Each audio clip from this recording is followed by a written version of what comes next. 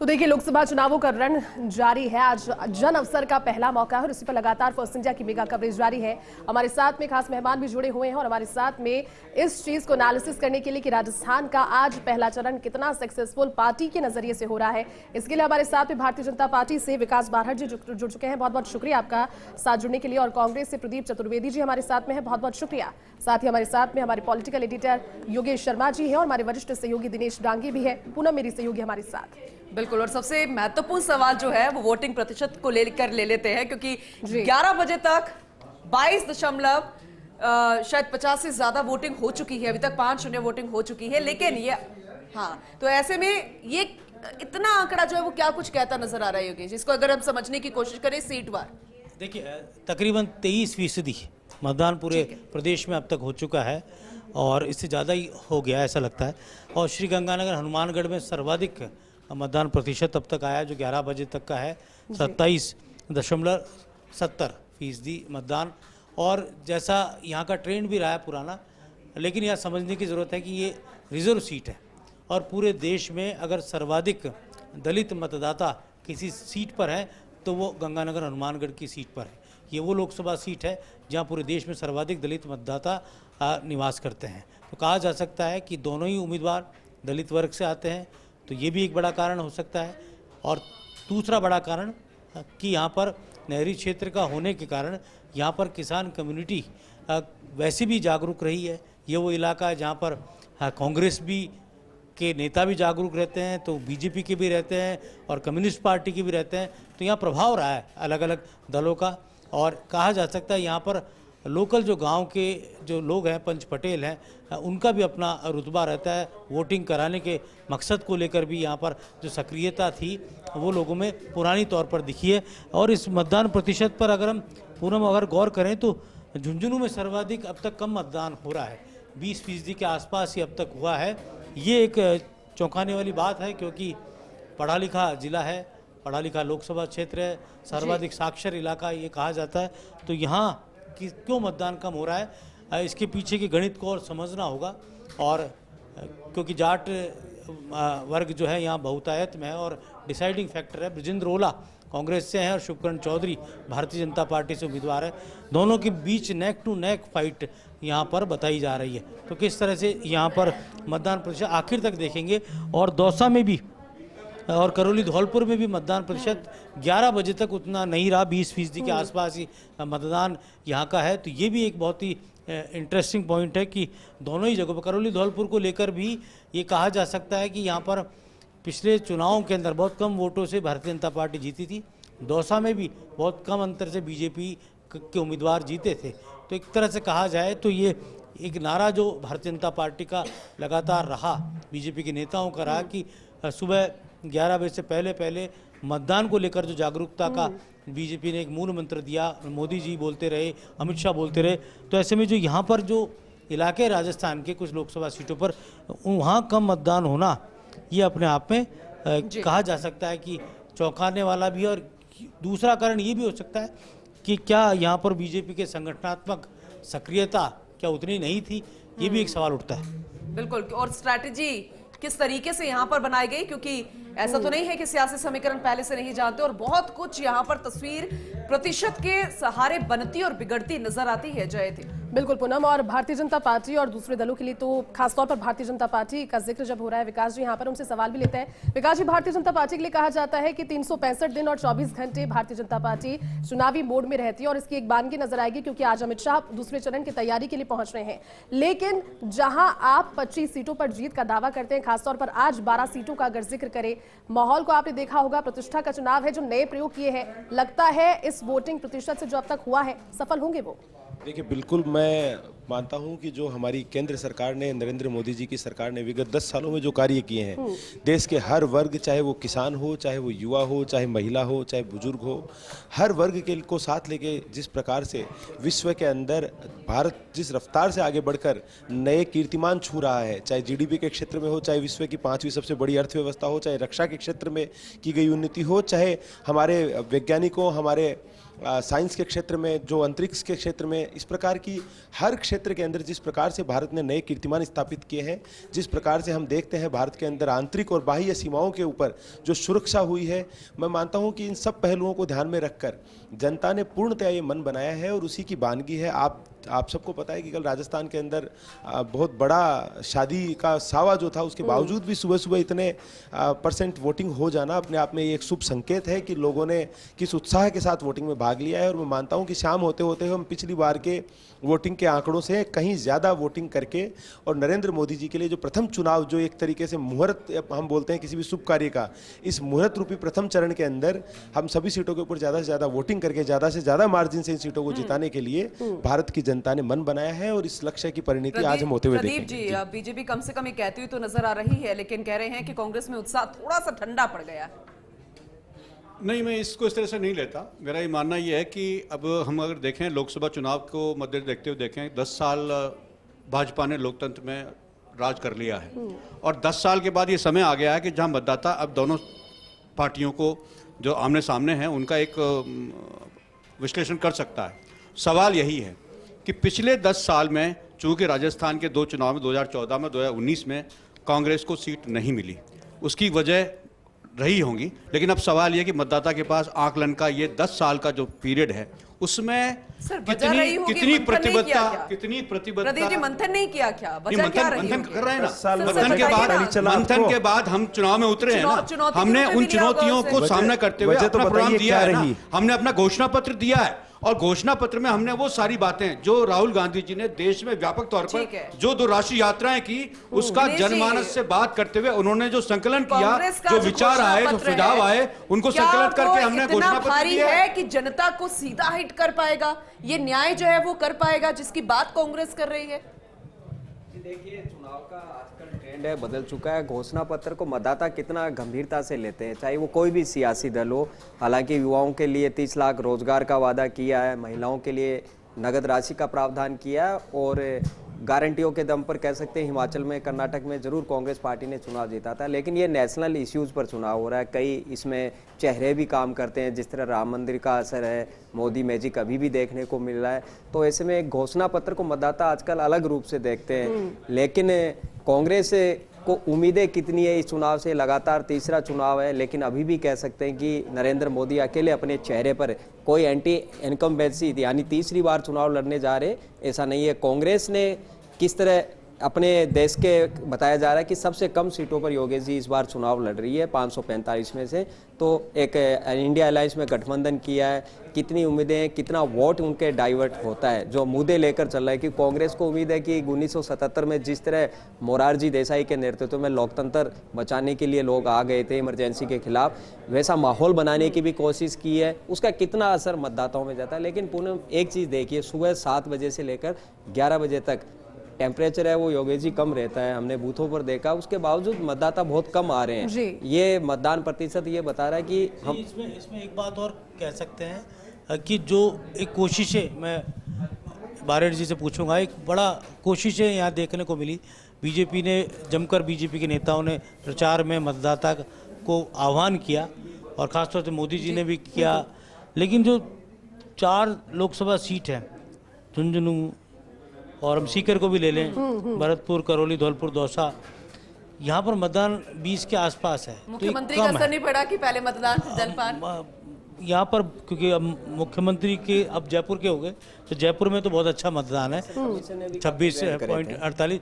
तो मेरा सवाल उनसे रहेगा, तो क्या कोई विशेष कोई कारण या यहाँ पर जिस तरह की सक्रियता काडर की होनी चाहिए, वो काडर, क्योंकि मुझे ध्यान है बीजेपी का जो काडर है वो इतना स्ट्रॉन्ग रहता है, मतदान के दिन सबसे पहले टेबल लगाना और फिर जो अपने, क्योंकि ये कहा गया था और आप सुन के पूनम ताजुब करेंगी कि खुद अमित शाह को भी एक पेज का प्रमुख बना रखा है, खुद आप जेपी नड्डा भी एक पेज के प्रमुख, मतलब पेज प्रमुख मतलब कि वो अपने आसपास के 15-20 वोट तो उनको डलवाना ही, अपने परिवार के आसपास के कम्युनिटी के गली के वोट भी डलवाने का जिम्मा उनके पास रहने वाला है। और बड़ी संख्या में, हज़ारों की तादाद में पेज प्रमुख भारतीय जनता पार्टी के 52,000 से अधिक जो मंडल हैं, बूथों पर कार्यकर्ता तैनात है। तो किस तरह से देखते हैं? नहीं योगेश जी साहब, मैंने अभी आपको बताया, शायद आप भी कल मेरे हिसाब से 1-2 शादियों में शिरकत करके आए होंगे।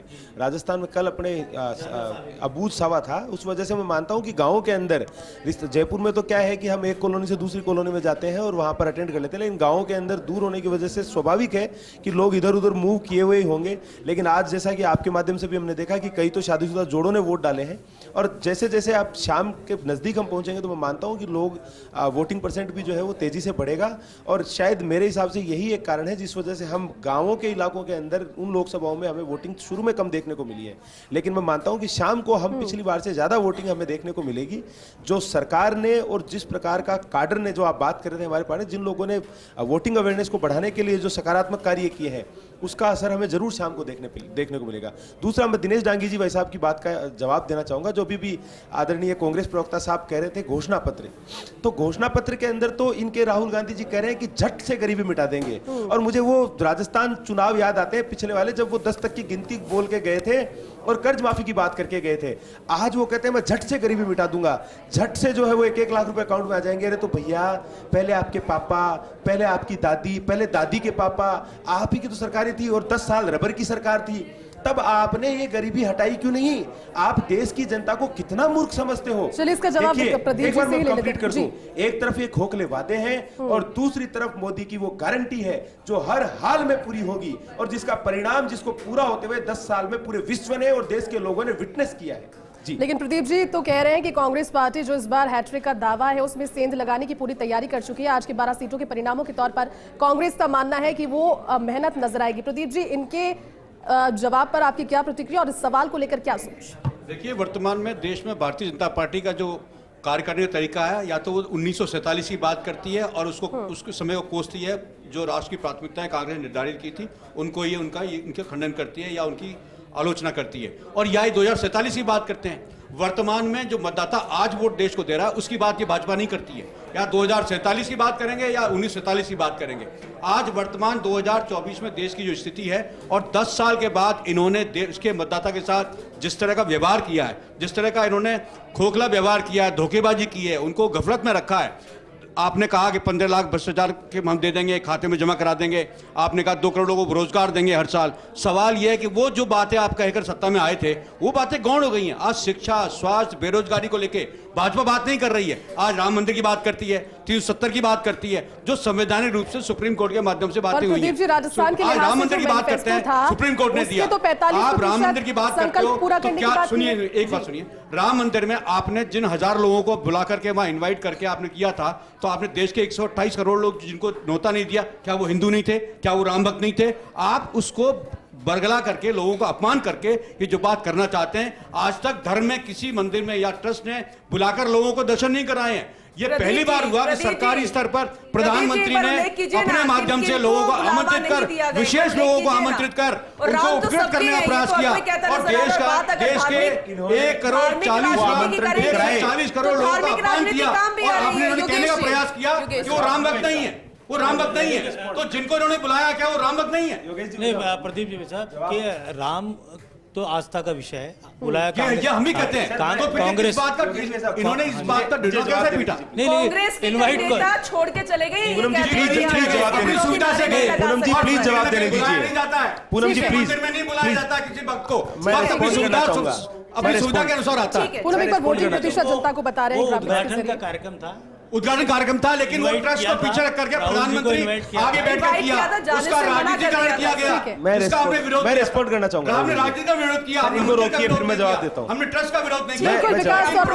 रोकना चाहेंगे नगर से, और ये कहा जा सकता है कि पूरा भारतीय जनता पार्टी की जो पूरी बीजेपी की एक तरह से दूसरी सबसे बड़ी ताकत गुजरात की कोई कह सकता है तो अमित शाह है। आडवाणी के साथ जब वो चुनाव प्रचार की कमान देखते थे, तभी से गांधीनगर का राजनीतिक मिजाज पूरी तरह, मेरे को ध्यान है कि गुजरात का जब विधानसभा का चुनाव था और जब अशोक गहलोत वहाँ पर प्रभारी हुआ करते थे, संगठन के इंचार्ज हुआ करते थे, तब मुझे मौका मिला था इस सीट पर जाने का विधानसभा चुनाव का। तो मुझे याद है कि 7 बजे मतदान शुरू होने वाला था और 7:15 बजे तक कांग्रेस के एक बूथ पर कांग्रेस की टेबल नहीं लगी थी। तो ये वहाँ पर एक तरह से उदासीनता कांग्रेस की रहती है कि हाँ यहाँ तो चुनाव जीतना मुश्किल दिनेश है। जी, क्योंकि कांग्रेस के भी दिग्गज यहाँ वहां पर गए थे, लेकिन वो मैजिक वहां पर चला नहीं था दिनेश जी। जी देखिए, उस चुनाव में सॉफ्ट हिंदुत्व का एक एक्सपेरिमेंट कांग्रेस पार्टी ने किया था, जो वहाँ का पूर्व में इसमें वहाँ जादू चला था, बिल्कुल। अशोक गहलोत का जादू चला था। और आपको काफी ध्यान हद होगा तक, काफी वो हद तक, विधानसभा बिल्कुल, चुनाव बिल्कुल। बहुत करीबी मार्जिन से उस वक्त भारतीय जनता पार्टी को कड़ी टक्कर अगर किसी चुनाव में मिली तो उसी चुनाव में मिली थी। क्या बताइए, राजनीति के रंग है, हम मानते हैं कि बदल जाते हैं जब कुर्सी सामने आती है, लेकिन राजनीति के रंग तीसरी बार ये चेहरे एक दूसरे के आमने सामने हैं। हनुमान बेनीवाल ज्योतिर्मय था, लेकिन पार्टियां और सिंबल बदल गए। देखिए, ये चेहरे भले ही आमने सामने हो, लेकिन इन चेहरों की विचारधाराओं में बड़ा जमीन आसमान का फर्क इस चुनाव में नागौर की जनता को देखने अंतराल को में मिला। हुआ सर ये विचारधारा में अंतर देखिए, का? विचारधारा हालांकि में अब अब विचारधारा में परिवर्तन तो मैं मानता हूं कि ज्योति मिर्धा जी ने खुद जब भारतीय जनता पार्टी ज्वाइन की, जब उन्होंने कहा था कि वो प्रधानमंत्री जी की नीतियों रीतियों से इत्तेफाक रखती हैं और किस प्रकार कांग्रेस की सरकार में वो लोकसभा प्रत्याशी होते हुए भी उनको दरकिनार करके, और उस वक्त भी कहीं ना कहीं हनुमान चौधरी जी को वरीयता कांग्रेस के द्वारा दी गई, उस फ्रस्ट्रेशन की वजह से उन्होंने राष्ट्रवादी विचारधारा को चुना, भारतीय जनता पार्टी को चुना। और आज आप देखिए कि नागौर में किस प्रकार जनता लामबंद होकर, जो पिछली बार वहां से सांसद बन के आए थे भारतीय जनता पार्टी के गठबंधन की वजह से, उनका अहंकार विधानसभा चुनाव में बाल बाल बचे, वो महज 2000 वोटों से चुनाव जीत पाए। और इस लोकसभा चुनाव के अंदर जो उनको बहुत बड़ा वहम एक हो चला था कि कहीं राजस्थान के सीएम बनने जाएंगे, वो वहम उनका इस लोकसभा चुनाव में भारतीय जनता पार्टी की प्रत्याशी ज्योति मिर्धा जी के द्वारा, नरेंद्र मोदी जी की सरकार के द्वारा किए गए 10 सालों के कार्यों के परिणाम के रूप में देखने को मिलेगा। इसके साथ ही साथ अभी कुछ देर पहले जो कांग्रेस के मेरे साथी प्रवक्ता साहब राम मंदिर को लेके बड़े आरोप लगा रहे थे, उसका स्पष्टीकरण भी मैं दे दूं, क्योंकि बीच में अमित शाह जी, माननीय प्रधानमंत्री नरेंद्र मोदी जी के शासनकाल में 20 करोड़ लोगों ने ईएसआई और पीएफ में खाता खोला है, जिसका मतलब उनको रोजगार मिला है, उनकी सैलरी से वो कट रहा है। शायद आपकी सैलरी से कटता होगा, योगेश भाई की सैलरी से कटता होगा। ये होता है गारंटियां। ये कहते हैं 20 करोड़ 2 करोड़ पर साल देंगे, हमने 20 करोड़ से ज्यादा दे दिए। युवाओं के लिए हमने मुद्रा योजना शुरू की, 34 करोड़ लोगों ने मुद्रा योजना का लाभ लिया, ऋण लिया। 8 करोड़ युवा है। स्टार्टअप का हमने इकोसिस्टम डेवलप किया। 2014 से पहले कितने स्टार्टअप थे? 400 आज 125 लाख स्टार्टअप्स है, 100 यूनिकॉर्न है। ये बात करेंगे किसानों की। 2014 से पहले बताते हैं कितना बजट था कांग्रेस पार्टी के प्रवक्ता? 22,000 करोड़। आज बजट है कृषि का 1,25,000 करोड़, 5 गुना ज्यादा।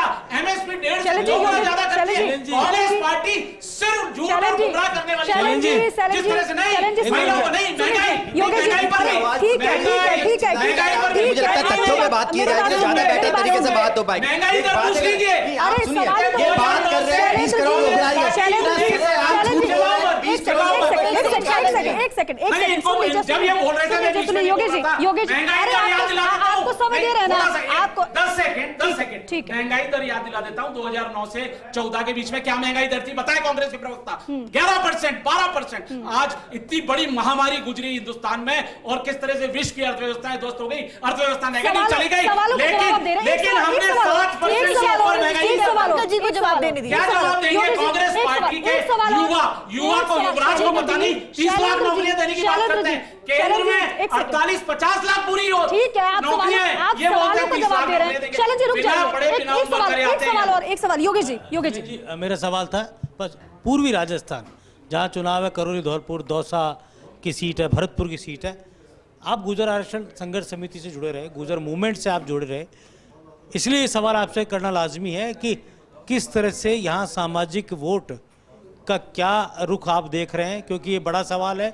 इस एक ज़माना था जब आपके साथ पिछली बार गया, पूरे इलाके में गुर्जर समाज का वोट पिछली बार और विधानसभा चुनाव में भी कांग्रेस को नहीं गया, बीजेपी को गया। इसका फ़ायदा बीजेपी को मिला, सरकार आपकी बनी, लेकिन मनी मन एक नाराज़गी कम्युनिटी में रही कि कोई कैबिनेट मंत्री उस कम्युनिटी से नहीं बन पाया भजनलाल सरकार के अंदर।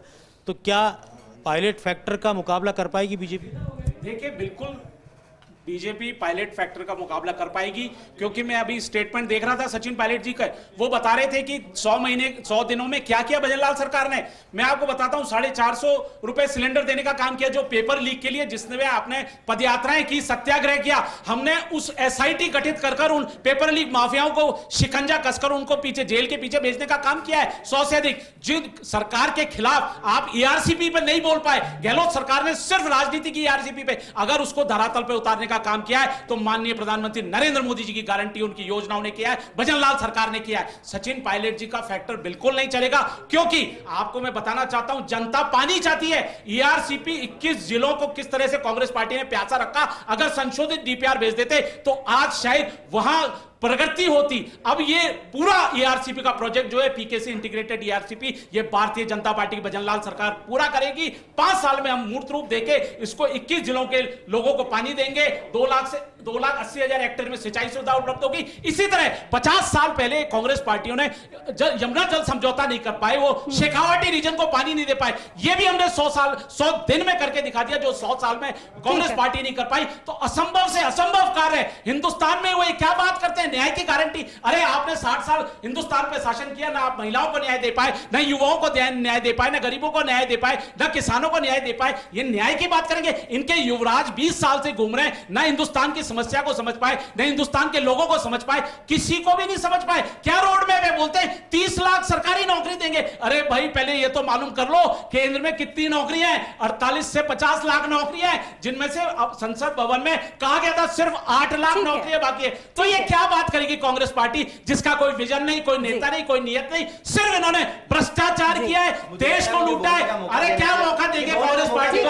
मिलेगा नहीं। जनता ने केवल चिल्लाने से बात नहीं होगी ना, बोलने का मौका देना चाहिए। 2019 में केवल तेज चिल्लाने से बात। 2024 में भी देश की जनता, राजस्थान की जनता करवाइए तो मैं अपना जवाब दे पाऊंगा। शैलेंद्र जी आपने अपनी बात खत्म कर ली हो तो हम कांग्रेस से इसका जवाब जरूर अभी तो लेंगे, बहुत सारे लेकिन तथ्य हैं। शैलेंद्र जी, तथ्य नहीं है, शैलेंद्र जी, इनके झूठ का एक एक करके मैं पर्दाफाश करना चाहता हूं। इनके झूठ का किसानों का दर्द है, किसान के की बात करते हैं। एमएसपी पूछ लीजिए, एमएसपी पूछिए 2014 में। पंकज जी, शैलेंद्र जी, भरपूर समय मिलेगा आपको जवाब देने का, क्योंकि आपको हमने इसीलिए बुलाया है।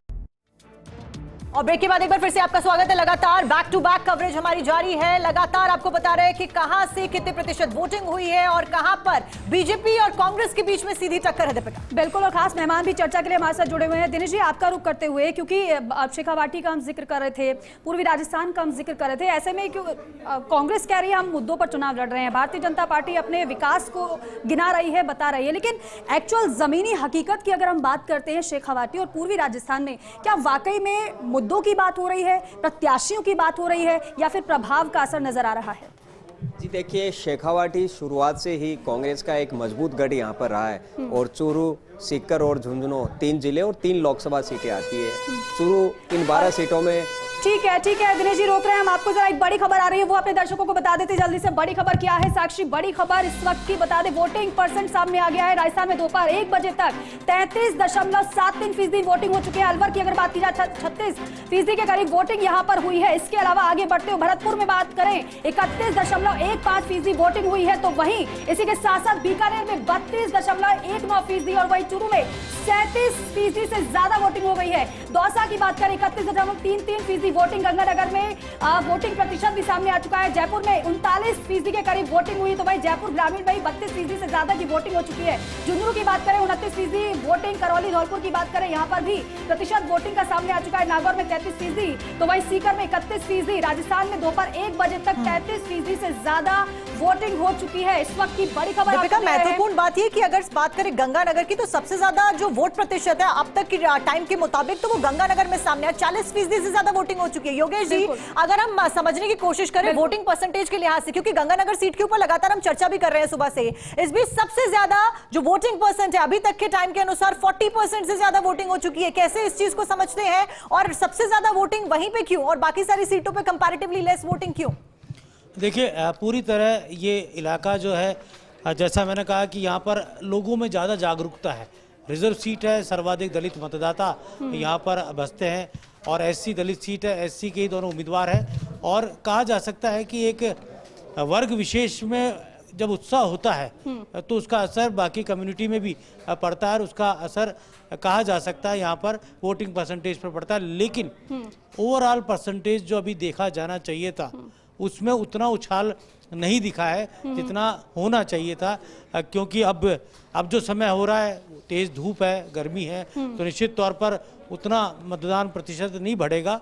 4 बजे के बाद से कुछ असर हमें दिखने लगेगा। लेकिन जो अभी तक का जिस तरह का पोलिंग परसेंटेज आया है, और जैसा कि पहले लोकसभा सीटों पर भी कम रहा, जिन सीटों पर वहाँ पर भी अभी तक जो पोलिंग परसेंटेज है उसमें उतना इजाफा नहीं हुआ जितना होना चाहिए था। चाहे पूर्वी राजस्थान की कुछ सीटें हों, चाहे वो शेखावाटी अंचल की सीटें हों, तो ये कहा जा सकता है कि अलवर में थोड़ा परसेंटेज बढ़ता हुआ दिखा है, लेकिन वो भी उस अनुपात में नहीं, क्योंकि एनसीआर और अलवर का जो बेल्ट है जहाँ मेवात भी आता है, मत्स्य क्षेत्र भी आता है, राठ इलाका आता है, तो ये वो इलाका है जहाँ पर लोगों में राजनीतिक जागरूकता जबरदस्त है और बड़े छत्रप यहाँ पर उम्मीदवार हैं, भूपेंद्र यादव केंद्रीय मंत्री, तो ऐसे में यहाँ पर एक उम्मीद थी कि और ज़्यादा परसेंटेज यहाँ पर ज़्यादा से ज़्यादा होगा। हालांकि अभी तक लगता है कि 4 बजे बाद कुछ असर मुझे लगता पड़ेगा। ठीक है, इसी पर एक टिप्पणी दिनेश जी आपकी चाहेंगे। यहाँ पर चुरू की बात कर ली जाए, 37% के करीब मतदान हुआ है, इस पर टिप्पणी जरा दीजिएगा कि क्या अमूमन ऐसा ही रहता है हर बार का, या फिर इस बार थोड़ा अलग नजर आ रहा है? और बाकी जो जिस बात का जिक्र योगेश जी भी कर रहे हैं,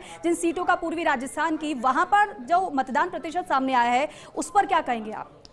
जी देखिए, चूरू के अंदर जाहिर सी बात है, सबसे इस बार हॉट मुकाबला हुआ था, तो अलवर है, बराबर मतदान वहाँ पर हो रहा है। और खास बात है कि जो पहले चरण की 8 सीटें हैं उन पर एक ही जाति के जो नेता है उनका मुकाबला हो रहा है। दोनों एक ही जाति के, चाहे अर्जुन मेघवाल वर्सेस गोविंद मेघवाल हो या जाटव वर्सेस जाटव हो, तो अलवर में भी वही है। और तीनों शेखावटी में दोनों ही दलों के उम्मीदवार जाट हैं, कास्ट से है, तो वहां पर जिस तरह गोविंद सिंह डोटासरा सीकर से आते हैं, लेकिन इंडिया गठबंधन के साथ अमरा राम वहां के मजबूत एक कॉमरेड नेता है, गठबंधन में चुनाव लड़ रहे हैं। झुंझुनू में अच्छा उम्मीदवार उतारा है, विजेंद्र ओला के अलावा दूसरा कांग्रेस के पास उम्मीदवार भी नहीं था कि वो चुनौती दे सके, क्योंकि शीशराम ओला कदावर नेता थे, उनकी विरासत उनके साथ है। तो चूरू में जिस तरह मुकाबला हुआ और जिस तरह राहुल कसवा ने पार्टी बदली, उनकी टिकट काटा गया, तो वहाँ चुनाव मुद्दों पर नहीं, इस बार चेहरों पर हो रहा है। और चुनाव को राहुल कसवा ने राठौड़ वर्सेज राहुल कसवा करने की कोशिश की, तो जो झाझड़िया है उन्होंने इस चुनाव को, जैसा कि मैं चूरू में देवेंद्र और केंद्र में नरेंद्र को ले जाने की कोशिश की। और वहाँ के विधानसभा चुनाव जब 21 सीटें आई थी योगेश जी, तब भी सबसे ज्यादा विधायक झुंझुनू से चुन के आए थे। हमेशा से शुरुआत से ही वहाँ पर कांग्रेस लेती है, लेकिन तीनों सीटों पर किस तरह मुकाबला होगा, क्या तीनों सीटें एक तरफा जा रही है, रिजल्ट वहां पर क्या चौंकाने वाले आ सकते हैं? इस बारे में मैं आपको बताऊं कि ये जो सीकर, चूरू, झुंझुनू है, ये तीनों भी भारतीय जनता पार्टी के लिए चुनौतीपूर्ण सीटें सर्वे में आई थी, और उसके कारण ही यहाँ पर उम्मीदवारों का चयन भी बहुत सोच समझ के किया। एक जगह पर देवेंद्र झांझड़िया को लाया गया राहुल कसवा का टिकट काट कर, तो उसके पीछे लेकिन वहाँ पर चुनाव जैसे जैसे आगे बढ़ा, वो चुनाव राहुल कसवा वर्सेस राजेंद्र सिंह राठौड़ बन गया। तो देवेंद्र झाझड़िया उम्मीदवार हैं, लेकिन चुनाव जो असली जो फेस है वहाँ पर वो राजेंद्र राठौड़ है बीजेपी के, और कांग्रेस पार्टी के राहुल कसवा है, जिन्हें हाथों हाथ कांग्रेस ने टिकट दिया। और जैसा झुंझुनू की बात है, झुंझुनू में भी चुनाव शुभकरण चौधरी हार गए थे उदयपुर पार्टी से, लेकिन वो इतने कम अंतर से चुनाव हारे थे कि जब एक सर्वे हुआ ओवरऑल कि शुभकरण चौधरी ही फिट बैठेंगे, और पर्टिकुलर एक विधानसभा सीट को, लेकिन अभी मैं और दिनेश डांगी जब वहां पर गौर कर रहे थे एक एक विधानसभा क्षेत्र के मतदान प्रतिशत को, तो वो इलाके जो खास तौर से माइनॉरिटीज से जुड़े हुए हैं, अल्पसंख्यक बहुल, वहाँ परसेंटेज ज़्यादा ठीक वहाँ पर नज़र आ रहा है। तो कहा जा सकता है ये एक चुनौतीपूर्ण रहेगा बीजेपी के लिए। और झुंझुनू का तो बहुत ही कम मतदान प्रतिशत है अब तक का, ये कहा जा सकता है दौसा से भी नीचे चला गया, तो कहा जा सकता है ये एक, मुझे लगता है कि बहुत ही संघर्षपूर्ण आखिर तक ये चुनाव रहने वाला है। और सीकर को लेकर जैसा अलायंस में गई वो सीट, और वहाँ प्रदेश कांग्रेस अध्यक्ष गोविंद सिंह डोटासरा, उनकी साख वहाँ पर दाव पर है, कॉमरेड अमरा राम वहाँ पर उम्मीदवार है। और सीकर को, क्योंकि झुंझुनू को हम दिनेश डांगी से भी समझना चाहेंगे कि खुद वहीं के मूल निवासी हैं। अच्छा योगेश जी, इससे पहले हम आगे बढ़े, मैं आपसे समझना चाहूंगी, क्योंकि चुनौतियों का जिक्र आपने किया, चुनौती जितनी ज्यादा है बीजेपी ने उससे निपटने के लिए रणनीति भी उतनी ज्यादा बना रखी है। अगर हम युवा वोटरों के ऊपर फोकस करें, क्योंकि आज का युवा कल का भविष्य, हर साल परीक्षा पे चर्चा का कार्यक्रम पीएम के द्वारा किया जाता है, क्योंकि वो बखूबी जानते हैं कि आज का जो युवा है वो कल का भविष्य होने वाला है। इस बीच इन्फ्लुएंसर्स के साथ में उनकी मुलाकात होती है, और जो क्रिएटर्स होते हैं उनको अवार्ड उनके द्वारा दिया जाता है, मिलियंस में उनके फॉलोअर्स हैं। ऐसे में एक निर्णायक भूमिका ये फॉलोअर्स निभाने वाले हैं। क्या इसका बेनिफिट इन अवार्ड्स का, इन क्रिएटर्स समिट का, गेमर्स के साथ में मुलाकात का बेनिफिट बीजेपी को मिलता हुआ, पीएम मोदी के चेहरे को मिलता हुआ इन लोकसभा चुनावों में नजर आ रहा है? देखिए, शेखावाटी का जो क्षेत्र है साक्षी, वो कहा जा सकता है हरियाणा से भी सटा हुआ है, तो हरियाणा की जो सियासी हवा है वो सीकर, चूरू, झुंझुनू तीनों इलाकों को प्रभावित भी करती है। तो किसान मूवमेंट ने यहाँ के इलाके को प्रभावित किया है। यहाँ पर अग्निवीर की योजना को लेकर कांग्रेस पार्टी ने ज़बरदस्त विरोध किया था, उसका भी असर यहाँ आप भविष्य में देख सकते हैं। लेकिन यहाँ पर जो 25 की 25 सीटें हैं, एक ही चुनौती है कांग्रेस पार्टी के सामने, वो है नरेंद्र मोदी, मोदी मैजिक। मैंने बीजेपी के कई उम्मीदवारों से बात की, वो खुद का नाम भी बाद में लेते हैं, पहले ये कहते हैं कि नरेंद्र मोदी हमारे फेस हैं, हमारे नेता हैं और उन्हीं के नाम पर चुनाव लड़ा जा रहा है। यही कांग्रेस पार्टी के लिए बड़ी चुनौती है कि मोदी मैजिक से कैसे निपटा जाए। क्या ये सच है? क्या सच में मोदी मैजिक ही एक अकेली चुनौती है कांग्रेस के सामने जिससे निपटना? क्योंकि प्रधानमंत्री एक चीज और ऐड ऑन करना चाहूंगी, कहते हुए भी नजर आए हैं कि ये पहला विपक्ष है जो कि जीत का दावा नहीं कर रहा, जिसके पास कैंडिडेट्स नहीं है उतारने के लिए, जिसका एक ही टारगेट है कि 370 और 400 पार के नारे को कम कैसे किया जाए बीजेपी के लिए। देखिए, मुझे लगता है कि मोदी मैजिक अब खत्म हो चुका है और जो 400 पार का नारा वो तो एक जुमला साबित हुआ है। जैसे अभी आप कह रहे थे कि गेमर्स से वो मिले, इन्फ्लुएंसर से वो मिले, लेकिन मुझे लगता है कि जो देश में सबसे बड़ी ज़रूरत थी उनको जब किसानों से मिलना चाहिए था, उन्होंने किसानों से 1 साल धरने पर बैठने के बाद भी नहीं मिले, उसकी वजह से 700 से ज़्यादा किसानों की शहादत हुई। उसके बाद आप बोलेंगे कि गेमर से मिले, तो मुझे लगता है कि जो पहलवान बेटियां 1 महीने से ज़्यादा दिल्ली की सड़कों पर बैठी रही और न्याय की मांग करती रही, लेकिन उन्होंने उन पहलवान बेटियों से मिलना भी जरूरी नहीं समझा। जिस तरीके से अभी थोड़ी देर पहले शैलेंद्र जी को तो उन्होंने उतार दिया मैदान में, एक स्पोर्ट्समैन नहीं, उन्होंने मैदान में उतार दिया, लेकिन हमारी एक पहलवान साथी जो साक्षी मलिक, जिसको टॉप 100 इन्फ्लुएंसर्स में पूरे वर्ल्ड में लिया गया है, कल उन्होंने पदक वापस कर दिया गया और प्रधानमंत्री जी ने बात करना तक भी जरूरी नहीं समझा और 2 शब्द बोलना तक भी जरूरी नहीं समझा। लेकिन कहीं ना कहीं अभी थोड़ी देर पहले शैलेंद्र जी कुछ बहुत बड़े आरोप लगा रहे थे, ये कह रहे थे भ्रष्टाचार की बात कर रहे थे। मुझे लगता है कि जब भ्रष्टाचार की बात करें तो इन्हें देखना चाहिए कि जिस तरीके से इन्होंने अजीत पवार को अपनी पार्टी में लिया, प्रफुल्ल पटेल को अपनी पार्टी में लिया, प्रताप सरनाइक पर जो बड़े गंभीर भ्रष्टाचार के आरोप है, इसके अलावा हेमंत बिस्वा शर्मा की बात करें, उन पर भ्रष्टाचार के गंभीर आरोप है। और सबसे बड़ी बात, जो इलेक्टोरल बॉन्ड के माध्यम से सरकार ने, केंद्र की सरकार ने विश्व का सबसे बड़ा स्कैम किया है। आप देखो, चंदा दो धंधा लो की नीति पर इन्होंने ऐसी कंपनियों से भी चंदा लिया जो कंपनियां अपनी सैलरीज देने में, प्रोवाइड कराने में सक्षम नहीं है और उनसे चंदा ले लिया गया। ऐसी कंपनियां जिनसे जो कोरोना के टाइम पे देखो कि आपने मेडिसिन बनाने वाली कंपनियों से, हॉस्पिटल से इन्होंने चंदा लिया और उनके बाद में उनको आपने देखा होगा कि वैक्सीनेशन बनाने का टेंडर देने की बात हो या उनके जो बिल्स माफ करने की बात हो, सारे काम इन्होंने किया है। तो ये सबसे बड़ा स्कैम इन्होंने इन पार्टी ने किया है। किसानों की बात लगातार लोग करते हैं, एमएसपी पे। शैलेंद्र जी, एक सवाल मेरा आपसे ये भी, क्योंकि मुद्दों को गिना रही है कांग्रेस, फिर चाहे वो इलेक्टोरल बॉन्ड का हाल ही का मुद्दा हो, संविधान बचाने का मुद्दा हो, बेरोजगारी का मुद्दा हो, महंगाई का मुद्दा हो, लेकिन क्या आपको लगता है इन सभी मुद्दों पर नरेंद्र मोदी का चेहरा सबसे ज्यादा हावी रहने वाला है? और दूसरा ये भी कि जो दावे किए जा रहे हैं, वादे किए जा रहे हैं, क्या वाकई में धरातल स्तर पर इसका असर आप देख पा रहे हैं? क्योंकि राजस्थान में कई ऐसी सीटें हैं जहां पर प्रत्याशी उतारने में भी भाजपा को एड़ी चोटी का जोर लगाना पड़ा, अंतिम समय तक मंथन भी होता रहा, विचार विमर्श भी होता रहा। तो क्या आप ये नहीं मान रहे कि मुद्दे तो है जमीनी स्तर पर, लेकिन क्या प्रभाव से मुद्दों को गौण कर दिया जाएगा? देखिए, नरेंद्र मोदी जी जो कहते हैं वो करते हैं। जो हमने गारंटियां दी हैं उनको पूरा किया है। जिस भी योजना का हम शिलान्यास करते हैं उसका उद्घाटन भी हम ही करते हैं। आप देखिए, कांग्रेस पार्टी को आप बता रहे हो चेहरे नहीं मिल रहे थे यहाँ, बताइए ना, ये डरी हुई थी कांग्रेस पार्टी। इन्हीं के नेता टिकट छोड़ छोड़ के जा रहे थे, सरेंडर कर रहे थे, चाहे सुनील शर्मा जी हो, चाहे सुदर्शन रावत जी, और किस तरह से प्रताप सिंह खाचरियावास जी ने कहा कि मैं लड़ना ही नहीं चाहता था, बीजेपी तो बहुत मजबूत है। तो माननीय प्रधानमंत्री नरेंद्र मोदी जी की जो योजना है, जन कल्याणकारी योजना है, जो धरातल पर उतरी है, जो लाभार्थी है वो वोट देने जा रहा है। आज देखिए वोट परसेंटेज जो मैं अभी आप कह रहा था 33% हो गया 5-6 घंटे में ही। तो निश्चित तौर पर लोगों में उत्साह है, क्योंकि महिलाओं में उत्साह है। महिलाओं ने देखा किस तरह से हमको शौचालय दिए, किस तरह से एलपीजी गैस कनेक्शन दिया, हमको किस तरह से सहायता समूह के तहत हमको संबल प्रदान किया, किस तरह से उनको सशक्तिकरण किया। और जो 3 दशकों से नारी वंदन अधिनियम दिया, जो कांग्रेस पार्टी सिर्फ बात करती थी महिलाओं को हम देंगे, हमने 33% का कानून बना दिया, जो 2029 में आप देखेंगे विधानसभा और लोकसभाओं में 33% महिलाएं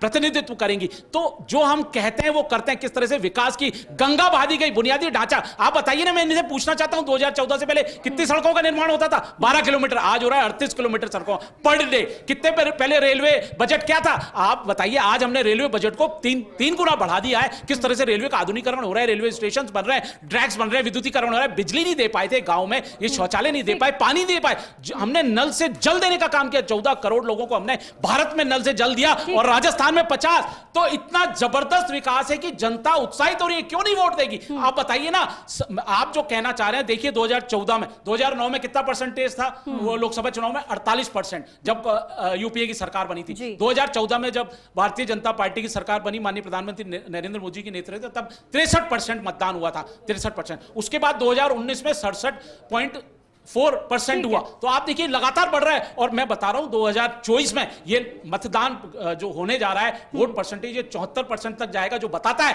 कि नरेंद्र मोदी जी पर भारत की जनता को विश्वास है। इनके युवराज, कांग्रेस पार्टी के युवराज में विश्वास है। एक क्वेश्चन कर लेता हूं, मुझे एक बात जवाब देना चाहूं। बताइए ना, आपका नेता कौन है? नरेंद्र मोदी जी के वर्सेस नेता कौन है? नाम बता दीजिए। आप नेता की छोड़िए, आप मेरी बात सुनिए, प्रधानमंत्री बनेंगे, ये जो झूठे दावे कर रहे हैं, इनकी बात का मैं जवाब देना चाहता हूं। ये कह रहे हैं कि कांग्रेस के साथ चुनाव लड़ने के लिए लोग नहीं है। हरियाणा में इन्होंने 60% कांग्रेस के लोगों को कर दिया। सोचने वाली बात है। इसी कड़ी में एक सवाल मैं कांग्रेस पार्टी से रहेगा मेरा, वो ये कि बीजेपी के द्वारा हाल ही में एक वीडियो जारी किया गया था। उस वीडियो में दिखाया गया था किस तरीके से कांग्रेस पार्टी में दूल्हा कौन बनेगा, इसको लेकर लगातार चर्चा जारी है। और बीजेपी, प्रधानमंत्री नरेंद्र मोदी या फिर बीजेपी के सभी स्टार प्रचारक इस बात का जिक्र भी करते हुए नजर आएंगे। कौन है पीएम फेस? इसको लेकर लगातार सवाल बरकरार है। नहीं, देखिए, मुझे लगता है कि कांग्रेस पार्टी कलेक्टिव एफर्ट के साथ जो इंडिया गठबंधन है, नेता बताओ ना, उसके बाद की बात है। नेता चुना बात की बात है, नेता चुनने के बाद चुनाव, नेता चुना बात की बात है। आप मुद्दों पे बात कीजिए। आप लगातार कह रहे हैं कि आप बीजेपी ने हरियाणा में इस वक्त एक बड़ी खबर आ रही है। बड़ी खबर अपने दर्शकों को पहले वो बता देते हैं, फिर रिएक्शन लेंगे सभी का। इस वक्त की बड़ी खबर क्या है वो आप जानिए। स्क्रीन पर हम आपको बता रहे हैं इस वक्त की बड़ी खबर क्या है। मुख्यमंत्री भजनलाल शर्मा का जोधपुर का दौरा है। मुख्यमंत्री भजनलाल शर्मा जोधपुर पहुंच चुके हैं। पदाधिकारियों ने स्वागत किया है होटल नोवोटेल में। भाजपा पदाधिकारियों से ले रहे हैं आवश्यक फीडबैक। मुख्यमंत्री पश्चिमी राजस्थान की 4 लोकसभा सीटों को लेकर मंथन करेंगे मुख्यमंत्री भजनलाल शर्मा। इवन मंथन शुरू हो चुका है। जोधपुर, पाली, जैसलमेर, बाड़मेर और जालोर सिरोही सीट पर मंथन किया जा रहा है। एयरपोर्ट पर भाजपा पदाधिकारियों ने मुख्यमंत्री की अगवानी की। 4 लोकसभा सीटों को लेकर मुख्यमंत्री भजनलाल शर्मा पदाधिकारियों से फीडबैक ले रहे हैं। इसके बाद गृह मंत्री अमित शाह के साथ भोपालगढ़ जाएंगे मुख्यमंत्री भजनलाल शर्मा, अगवानी करेंगे। मुख्यमंत्री भजनलाल शर्मा का जोधपुर का दौरा है। इस पर टिप्पणी एक चाहूंगी मैं योगेश जी आपकी, क्योंकि पहले फेज से पहले की अगर बात की जाए, मुख्यमंत्री भजनलाल शर्मा पदाधिकारियों से फीडबैक लेते रहे, खुद गृह मंत्री आ चुके हैं। लेकिन एक तरफ पहले फेज का मतदान चल रहा है, दूसरे फेज की रणनीति पर काम भारतीय जनता पार्टी कर रही है। इस दौरे को, इस फीडबैक को किस तरीके से देख रहे हैं? देखिए दीपिका, ये दौरा बहुत ही महत्वपूर्ण इसलिए है क्योंकि यहाँ पर कुछ ही अगले चरण में प्रधानमंत्री का दौरा भी होना, उनकी सभा भी होगी। लेकिन जो बीजेपी के लिए बहुत सेफ माना जा रहा था इलाका, यहाँ थोड़ी सी मुश्किलें आई हैं। बाड़मेर में मुश्किल आ गई। रविंद्र सिंह भाटी के इंडिपेंडेंट चुनाव लड़ने से पूरा चुनाव ट्रायंगुलर बना दिया उन्होंने बाड़मेर का। अब वहाँ पर कांग्रेस पार्टी ने आरएलपी के उम्मीदवार राम को लाकर जो बायतू से लड़े थे, और कैलाश चौधरी के, तो यहाँ 2 केंद्रीय मंत्री इन सीटों पर है जिनकी साख दाव पर है। जोधपुर में केंद्रीय मंत्री गजेंद्र सिंह शेखावत और बाड़मेर में केंद्रीय मंत्री कैलाश चौधरी। गजेंद्र सिंह शेखावत के सामने कांग्रेस ने बिल्कुल लीग से हटकर एक राजपूत चेहरे को उतार दिया, जो लोकल भी है और सक्रिय भी रहे हैं। तो एक करण सिंह उचाड़ा ने वहाँ चुनावी माहौल खड़ा किया। और यही कारण है कि जोधपुर में देचू में नरेंद्र मोदी आ रहे हैं, योगी आदित्यनाथ का रोड शो होने वाला है। इतना ही नहीं, मंडोर में, जो जोधपुर का मंडोर है, वहां पर माली वोटों को साधने के लिए हरियाणा के जो नए सीएम है नायब सैनी, उनको भी लाया गया, वो भी रोड शो करेंगे। तो कोई भी कसर केंद्रीय मंत्री गजेंद्र सिंह शेखावत नहीं छोड़ रहे, हर पहलू का। और यहाँ पर आपको ध्यान है कि अमित शाह आ ही चुके हैं पहले, और इसके साथ ही योगी आदित्यनाथ को अब आना है। और जालोर सिरोही में, क्योंकि पूर्व मुख्यमंत्री के पुत्र चुनाव लड़ रहे हैं, वैभव गहलोत, तो वो सीट भी भारतीय जनता पार्टी चाहेगी। बड़े प्रत्याशी बदल दिया है अपना। बीजेपी ने यहाँ पर देवजी पटेल जो पहले सांसद थे उनका टिकट काट दिया, और उसके बाद यहाँ पर लुम्बाराम को उतारा है। तो किस तरह से ये चुनाव है, क्योंकि कांग्रेस पार्टी ने पूरी ताकत लगा दी, अशोक गहलोत ने पूरी ताकत इस इलाके पर लगाई है। दिनेश, इस पर आपकी भी टिप्पणी। ये 4 लोकसभा सीटें कितनी ज्यादा महत्वपूर्ण है? हालांकि योगेश जी ने काफी जिक्र किया, मुख्यमंत्री फीडबैक पदाधिकारियों से ले रहे हैं, लेकिन आपके पास जमीनी फीडबैक क्या है?